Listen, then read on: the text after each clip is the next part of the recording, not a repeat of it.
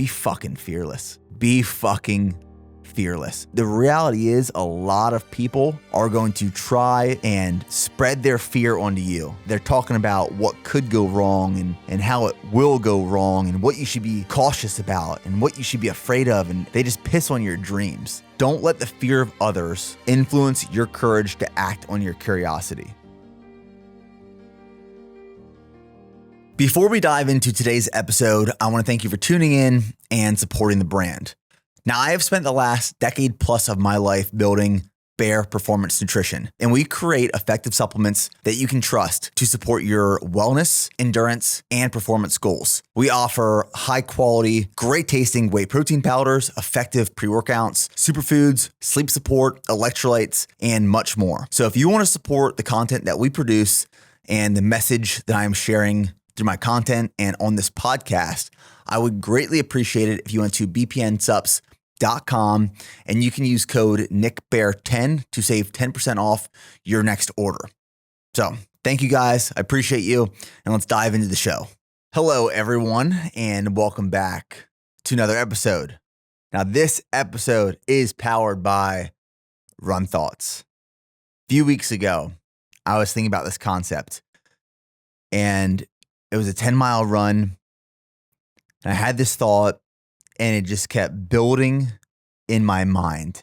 And it's been one of those thoughts that have kept coming back on runs after that one. And I wanted to share it because I think there's a lot of power and potential behind it. And it's all about superpowers for success. Now, I always feel obligated when I mention success that success is relative. It is very specific to an individual. It's how we define success. Success for you might be happiness. It might be fulfillment. It might be money. It might be an accumulation of wealth or materialistic things. Like there's no judgment. However you define success is how you define success. And my definition of success has definitely evolved over the years. It has definitely evolved over the years, especially since starting a family and being a dad and prioritizing my deep and meaningful relationships more recently, the podcast and interviewing guests and having discussions and really deep conversations has helped me evolve my definition of success and my meaningful mission. It's a long way of saying you got to figure out how you define success, and that's going to help you then identify your superpowers. This episode is just me talking all things superpowers. And when we think of superpowers, I at least think of superheroes. And when I think of superheroes, I think of growing up and reading comic books or watching cartoons. And I think of Batman and Superman and Spider-Man. And when I think of superpowers related to superheroes, I think of someone who can fly. I think of someone who can create fire out of their hand, who can shoot webs out of their wrists, who can run at the speed of light, who can turn into like this big green massive, muscular man being the Hulk. When I think of superheroes, I think of superpowers in a physical capacity, right? I think a lot of people probably do, but I would encourage you throughout this conversation of what I'm about to discuss, think of superpowers not necessarily by something that we physically have the ability to manipulate, but a characteristic, a value that we can refine and focus on. We get to choose our superpowers. Think of it that way. Like, what do you want to accomplish in your life to achieve success as you define it?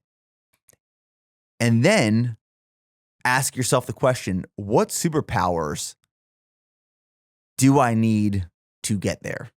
Not being physical capacity or characteristics, but values, mental, emotional, spiritual values that are built off of a foundation that allow us to accomplish our success. So I'm going to explain what I believe are 4 of my superpowers that I have worked on over the last decade plus of my life, and that I continue to work on and refine, that have allowed me to accomplish these big objectives and goals that I set. They allow me to show up as the man, the leader, the father, the husband that I want to be in my life. And as I constantly work and refine on these superpowers, they allow me to accomplish my goals. They allow me to succeed and win and learn from my failures.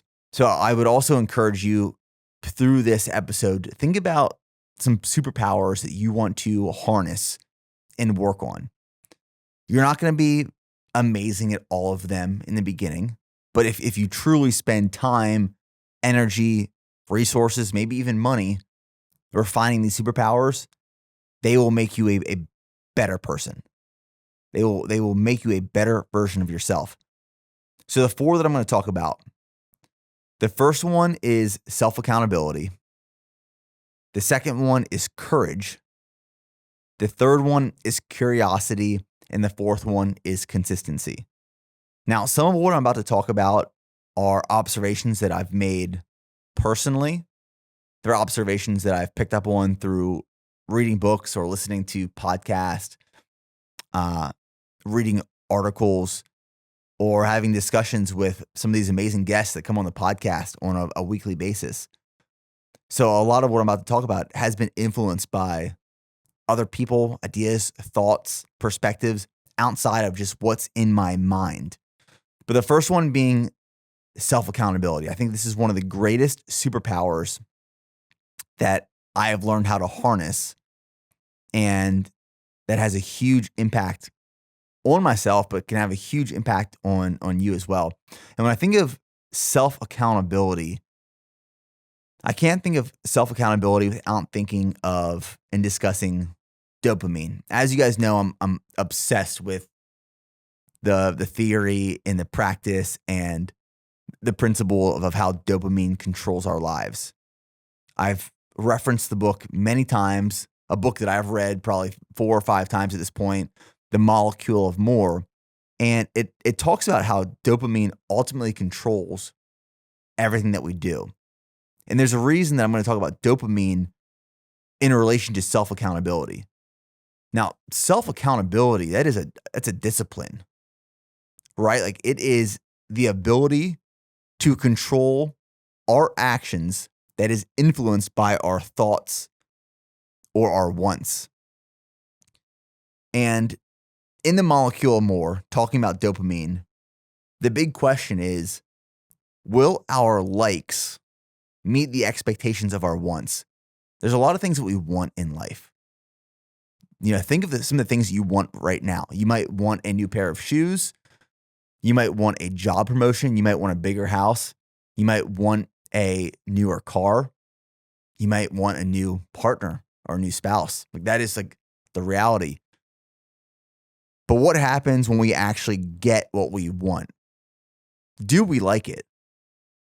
Like, you want this new pair of shoes, and say this new pair of shoes that you want is like really expensive, and you're saving up and you're saving up and you're saving up, and all you can think about is this new pair of shoes, and you finally get these new pair of shoes, and you put them on, you wear them, and you feel like a gangster when you're going out in public in these shoes. You feel like a badass. And then 1 week goes by and you still feel pretty cool. 2 weeks goes by, you feel like a little cooler than you did before you had the shoes. A month goes by, they're just another pair of shoes. Like, this dopamine was telling us we want this thing so bad, but the reality is we don't actually like it as much as we thought we would based off of how much we wanted it. I also think of, and I want to use this example, of being able to harness dopamine control to influence self-accountability. Like, the way that you can hold yourself more accountable is being aware and understanding how dopamine works. After I read the molecule more and I became more aware of the way dopamine worked and the impact it had over our entire mind, body, life, I was able to actually be more aware and hold myself more accountable to the decisions that I was making. So here's an example. Like diet and food choices are a great way to describe our ability to control dopamine. And say you just started a new diet and you're just trying to clean up the foods that you eat. You want to feel better. You want to lose a few pounds. You're going into summer. You want to expose some of your abs. You want to prioritize protein and lean meats, quality carbohydrates, good fats. You want to reduce your intake of industrial seed oils and processed foods, ultra processed foods. You're just trying to clean up your diet, right? That's what I'm trying to get across. And you go to this party, and this party is like a smorgasbord of slider cheeseburgers and French fries and chicken fingers and dips and chips and beer. And there's just like all this good stuff sitting out. Someone's barbecuing. It smells so good. It smells so good. And you're like, I got to stick to my diet. I got to stick to my diet. But your dopamine is just flooding your brain. And your mouth is salivating. You're thinking, I'm about to just go hard on all this food. And because you can't control that dopamine, you just splurge. You eat everything. You have like 6 plates of food. And by the time you're finishing that last plate, you're eating the food, but you don't even enjoy it anymore. You're still eating it. And you're disgusted with yourself. You know, you wanted this thing and you had this expectation to like it as much as you thought you wanted it, but you actually didn't towards the end of it. Now you actually feel worse because one, physically, you ate all this food and you feel physically unwell. You feel physically sick. But mentally and emotionally, you're disappointed in your inability to control your dopamine desire. Self-accountability is the awareness of being able to put yourself in a situation or position. And as much as something is telling you you want it, you should have it, go after it. It doesn't have to be food. It doesn't have to be diet related. But pulling yourself back, like taking a step back, having some awareness and perspective and thinking, as much as I want this, will I actually like it once I achieve it or get it? What are the consequences that come with this decision? And can I intentionally, strategically, and deliberately make a better choice based off of the outcome and consequences I know will result from the decision I'm about to make? I mean, that explanation sounds overly complicated. It's really not, but it can be a hard place to be. And the only way to describe the way this works is being able to harness dopamine control. It's a muscle that has to be trained. And the more stimulus that's provided to it, the better you become. And in my case, being exposed to different foods or diet, I can hold myself very accountable to make the right food choices, because if I'm put in a situation and this muscle has been trained for years and years and years, and it's evolved and it's adapted and it's become stronger. It's a muscle that I can flex. You can put me in a situation and present really healthy, nourishing food in front of me, or really just like delicious, cheesy burger, fries, pizza type food in front of me. And one obviously tastes a whole lot better, but the other one is going to make me feel a whole lot better. I'm always going to gravitate towards the healthier food option that's going to make me feel better.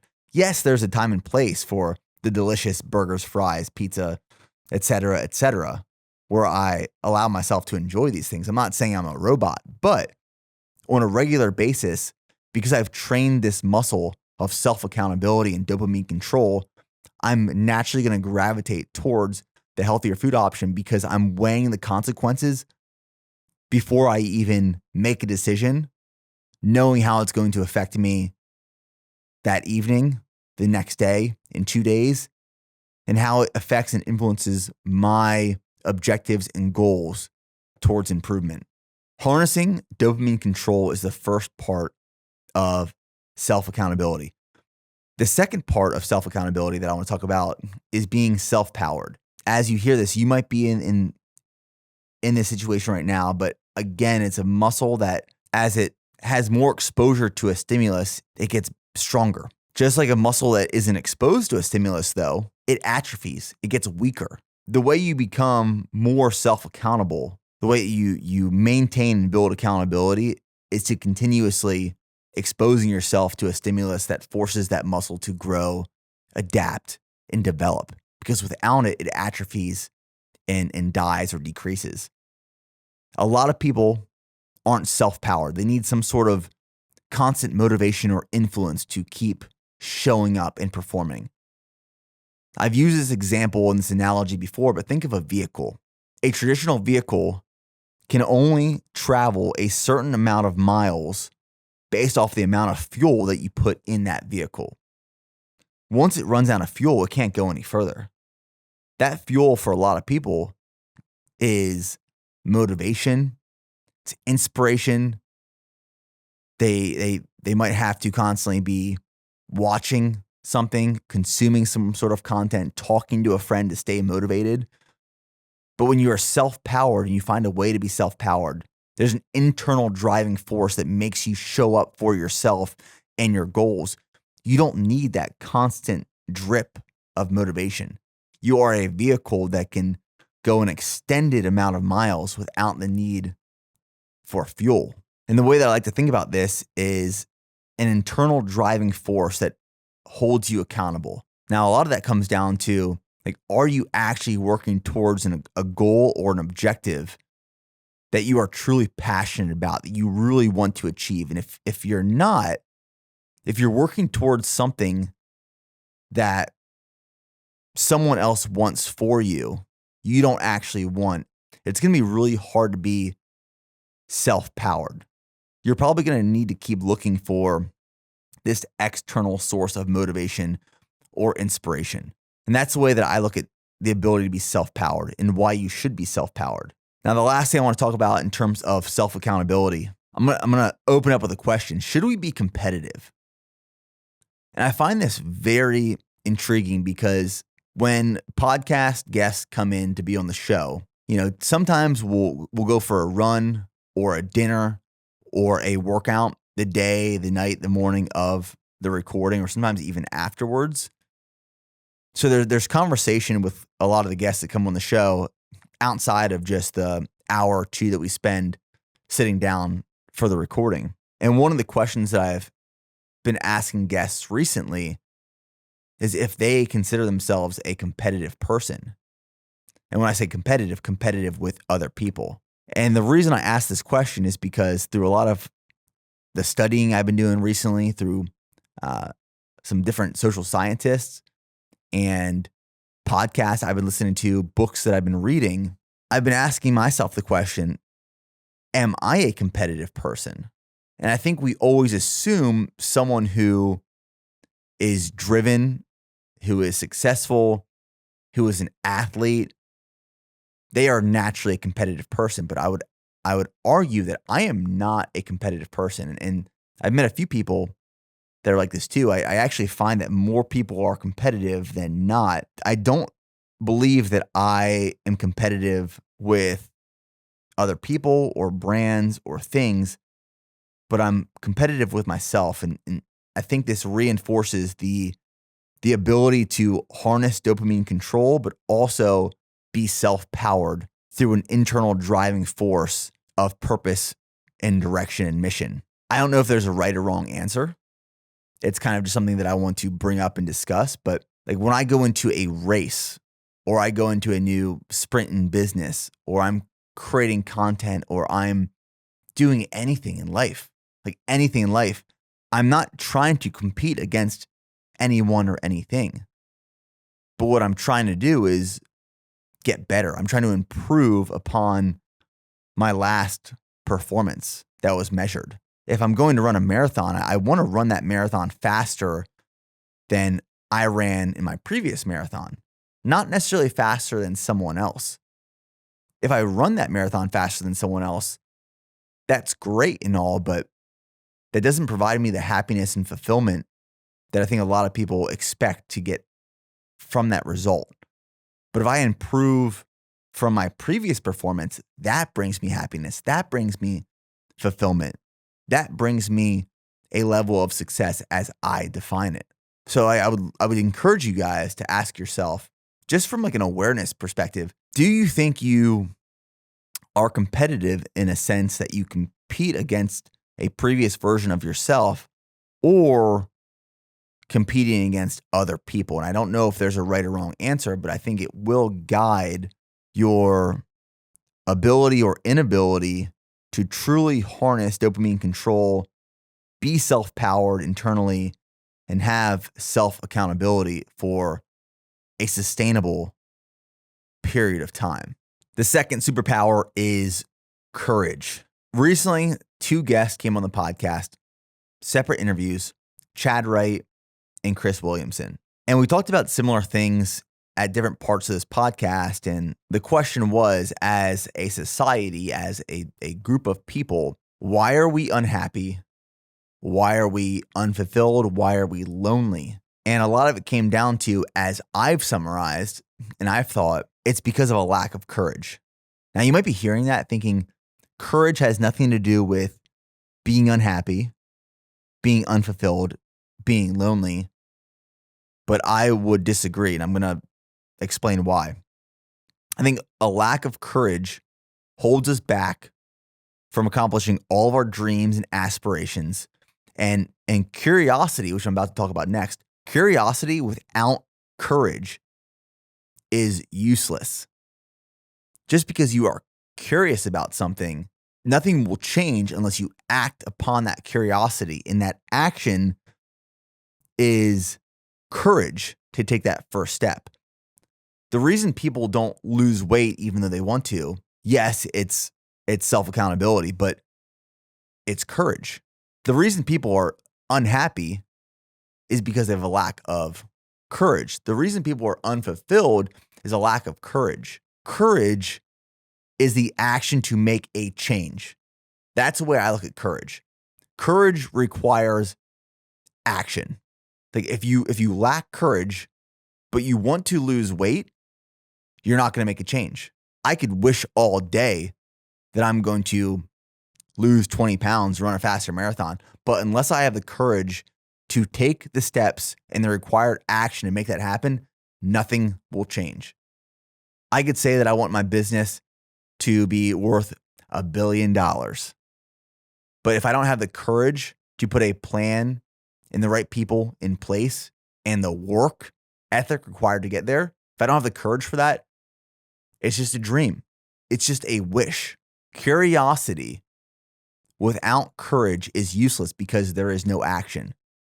And I think truly having courage, like real courage, is a superpower. And in part of courage, this comes from my conversation with Chris Williamson. He brought up a very valid question. It seems so basic, but also so complex that I think a lot of people have a hard time putting into practice. The question is, what do you want to want? Like, what do you want your life to look like? What do you want to want? Like, do you want to be happy? If you want to be happy, you have to have the courage to make a change. Something's got to change. If you're unhappy, something's got to change. If you are unfulfilled, like, what do you want to feel? What do you want to be doing? And the reason that I think that's a hard question for people to conceptualize and put into action, because what we're actually asking ourselves is, or what's being asked, what do you want that people want you to want? And I'm generalizing right now, but a lot of times people will want things based off of what other people in their life want for them. That's the reality of it.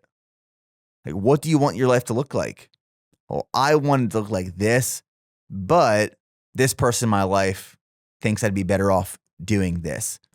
This employer thinks I'd be better off doing this. The people on social media that I've never met before in my life, who could be bots or could be real people, are telling me they want me to do this. So I think I should want to do this based off of what other people want me to do. Bullshit. What do you want? It seems like a really easy answer, but if you actually sit down, audit your life and write down, what do you want in life? What do you want it to feel like? What do you want it to look like? What do you want the experience to be like? Write that down and then have the courage to take the steps to make it happen. It's harder. It's much harder than just having the curiosity to think about it. The third superpower is curiosity. I was thinking about this on this morning's run, actually. Morning run thoughts. They're powerful. And I was thinking about curiosity and why we don't act on curiosity. And the answer I came to is fear. Fear is a lack of courage. And what I found is why people don't act on curiosity as much as you might be curious about something. Now, curiosity to me is the spark that makes us do the things that we do. I would have never started my business if I wasn't curious. I would have never started running marathons if I wasn't curious. I would have never went to join the military and go through Ranger School and be an infantry platoon leader if I wasn't curious. I would have never scaled my business to the size it is today if I wasn't curious. I would have never ran a sub 3 hour marathon if I wasn't curious. Curiosity is the spark to literally everything that we do. But the reason a lot of people don't act on curiosity is because they lack courage. And fear is a lack of courage. Now, other people will try and inject their fear for themselves or for you and me, for us. And that's contagious.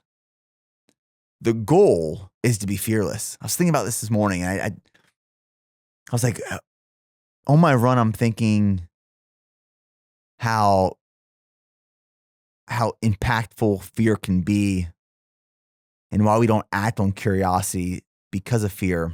And I'm like, what's the answer? Be fucking fearless.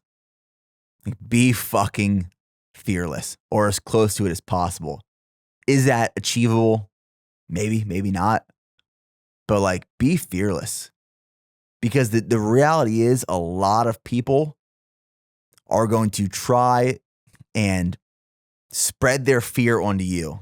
You ever go into a room and you have this curiosity and you have this courage to act on it? Maybe you haven't, but I definitely have. I've experienced this before. And I'm so eager to get started. And then you start talking to someone or a group of people, and they're just pessimistic. They just piss on your dreams.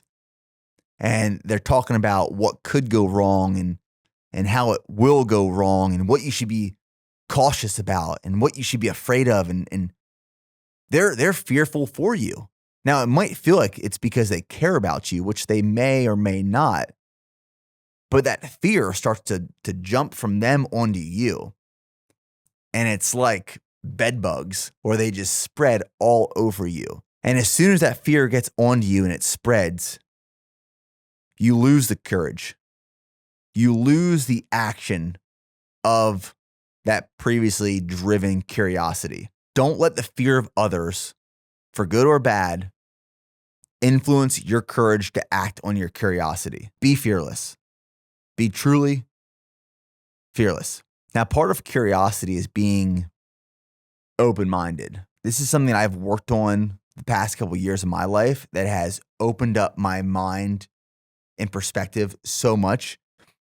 It increases your perspective capacity. I was thinking about the analogy of when Courtney DeWalter, who is an elite ultramarathon runner, she was on the podcast probably 2 years ago, She's talking about the pain cave. Now, Courtney, arguably the best, one of the best ultra runners to ever exist. She talks about what she gets out of each and every big effort that she does. And her goal is just to build out her pain cave a little bit more. And visually, I'm thinking about literally this cave on the side of a mountain and her with this pickaxe. And with every race, she's just going in and picking a little bit more at this pain cave. She's just building it out. And after dozens and dozens and dozens of races, this pain cave is massive. The capacity of pain in which she can manage and handle is huge because she's built it out over time. I think perspective is the same way.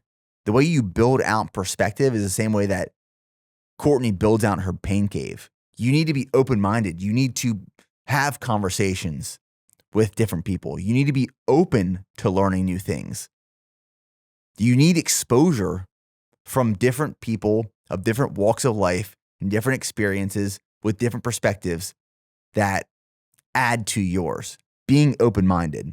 Recently I've been listening to the Sam Harris podcast. Me and Sam are very different people. I'm a Christian. I'm a believer. I'm a man of faith.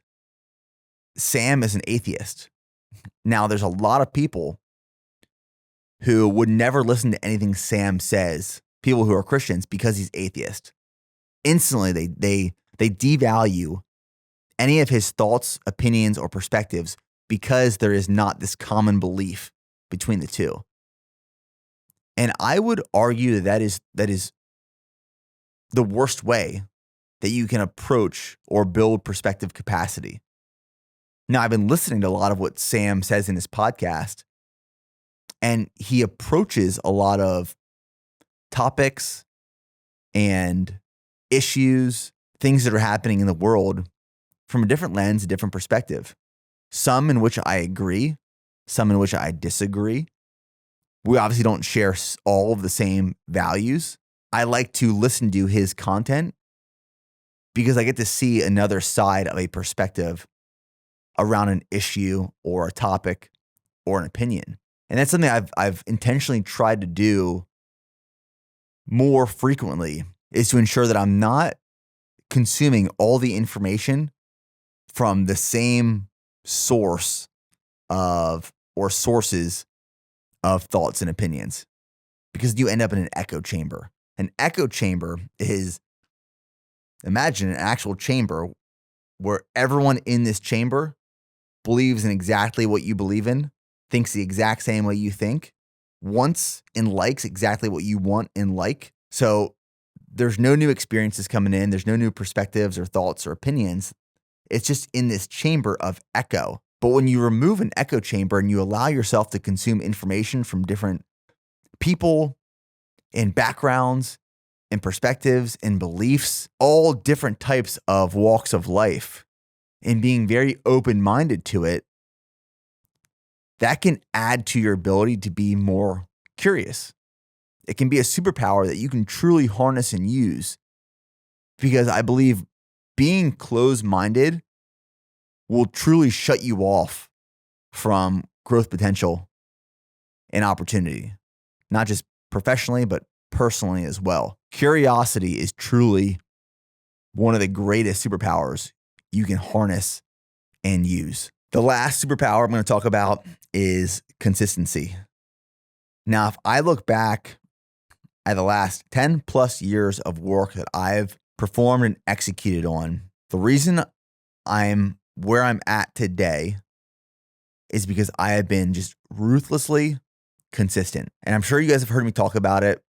Jeff Cunningham, my running coach, was previously on the podcast, and he said this thing that went viral and has just stuck for so many people. And he said, it's better to be consistently good than occasionally great. Occasionally great is the showboat. It's the Hail Mary. The consistently good is not sexy. It's not flashy, but it works. It's sustainable. It's better to be consistently good than occasionally great. It's easy to want the occasionally great because you get the recognition, you get the feedback, you get the pat on the back, you get the handshake.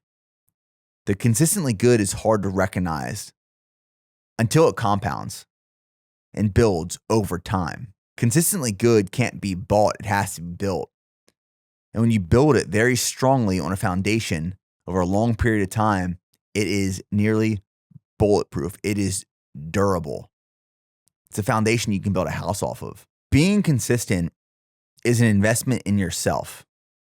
It's an investment towards your objectives, your goals. Now, the reason I think it is a superpower is because it allows you to create sustainable habits that you can actually enjoy and want to do. And by being more consistent with them, they help you achieve that end result. If you hate running, and after a year of doing it, after a year of running, you still hate it, it's going to be very hard to be consistent. You should try to be consistent at the things that you, again, this goes back to the things that you want to want. If there's something that you are going after in life and you're working towards it, not based off of what you want, but based off of it because it's something that someone else wants for you, or you're being told you should want, you're not going to be able to do it for a long period of time. And you're going to fail at consistency. The reason I've been able to be so consistent for such a long period of time is because I found this thing that I was obsessed with and I loved.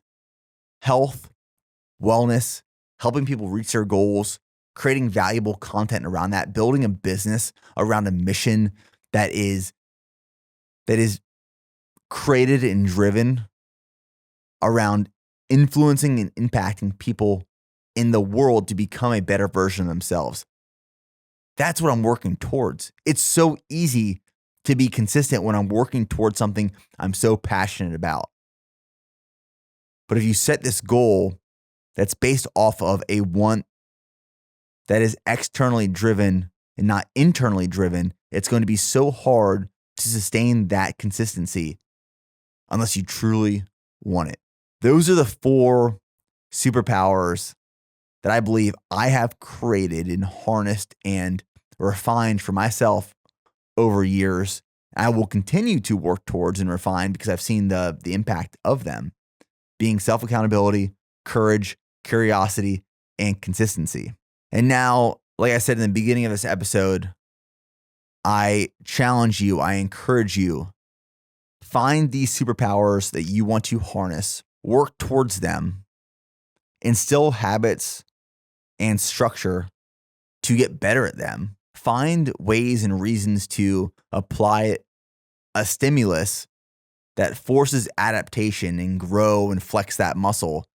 Because if you don't, like I said, it will die, it will atrophy. So be the superhero you want to be by harnessing the superpowers you need to get there. Thanks for tuning in, guys. And we'll see you in the next episode.